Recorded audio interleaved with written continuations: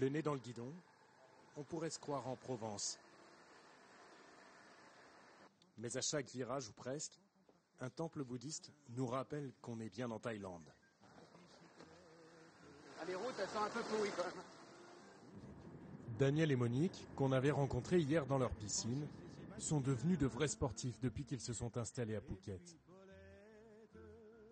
Vas-y, roule. Cela fait 3 ans maintenant qu'ils ont changé de vie. L'endroit est superbe. Alors pourquoi je rentre en France? Vous faisiez beaucoup de vélo en France? Ah non, j'ai arrêté à 24 ans. Et j'ai recommencé à 62. Daniel était fromager sur les marchés. Monique, elle, publicitaire en banlieue parisienne. Un passé à des années-lumière d'ici. Quand on était en Seine-et-Marne, c'était plat. J'aurais pu en faire à ce moment-là. Mais la température n'est pas la même. C'est pas trop chaud justement ici? Ben non, quand on roule, ça va, je trouve. Il y a plus toujours de l'air et faut pas s'arrêter, quoi. Ne jamais s'arrêter, c'est peut-être le secret d'une retraite en pleine forme. Et voilà, comment on perd 15 kilos en un an? Pas de rhumatisme, rien du tout, pas mal de dos. En France, j'avais froid partout, j'avais mal au dos, je faisais les marchés, c'était... non, c'était... je supporte plus, hein. Je retournerai pas, hein. Je crois que je vais mourir ici. On jettera mes cendres au bord de la mer. Même les pensées un peu plus sombres ne durent jamais très longtemps au pays du sourire permanent. Daniel et Monique ne sont pas les seuls à se lever de bonne heure. Dans sa ferme bio loin de tous, Pierre, l'ancien paysagiste, vit plus qu'une retraite active, une nouvelle vie professionnelle.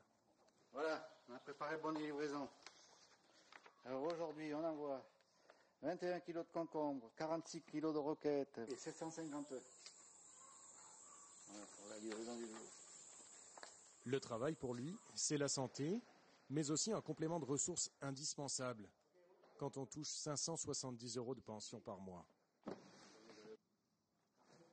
Mais si Pierre travaille d'arrache-pied tous les jours, c'est surtout pour financer la construction de la maison de ses rêves, qu'il nous dévoilera plus tard. Jacques et Claudine, eux, nos nouveaux arrivants, en sont encore aux visites virtuelles. Alors là, sur ce site, on voit même les fondations. C'est super. Ils ont loué ce petit appartement à Hua Hin en attendant de se décider pour de bon. Voilà, cette maison-là, mais elle va être implantée différemment.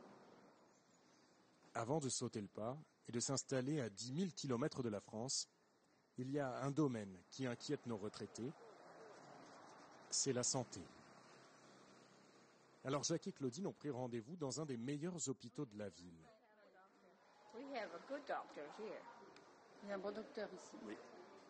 Et malgré la barrière de la langue, ils sont vite rassurés. Ah, c'est good. Pareil, c'est bien. Ok. Alors, oui, comme là... On va venir vivre ici alors. Oui, il y a beaucoup de retraités d'ailleurs. Il leur faudra peut-être travailler un peu leur anglais et être prudents à scooter. Mais ils repartent sereins. La Thaïlande a bonne réputation pour les soins médicaux. Elle sait même réparer les cœurs brisés. Cyril, l'agent immobilier, voulait nous présenter Alain, un de ses anciens clients. Comment vas-tu? Très bien, et toi? Il lui a déniché un appartement en bord de mer il y a quelques années. Un nouveau départ pour lui et sa nouvelle épouse, Lo. Tous deux anciens divorcés. Tu veux que je t'aide, ma chérie? Non, c'est bon? Il ne peut pas venir ici seul passer sa retraite. Je veux dire, il faut être aux mains à deux. Du coup, vous recommencez une histoire à la retraite. Je recommence ma vie sentimentale pour la dernière fois, j'espère. Et je recommence une nouvelle vie. Comme quoi, il ne faut jamais désespérer. Une nouvelle vie, au soleil, mais pas toujours simple, comme nous le verrons demain. Les retraités du bout du monde, un feuilleton signé Pierre Monégier, Fabrice Launay et Alban Alvarez. La suite, bien sûr, demain.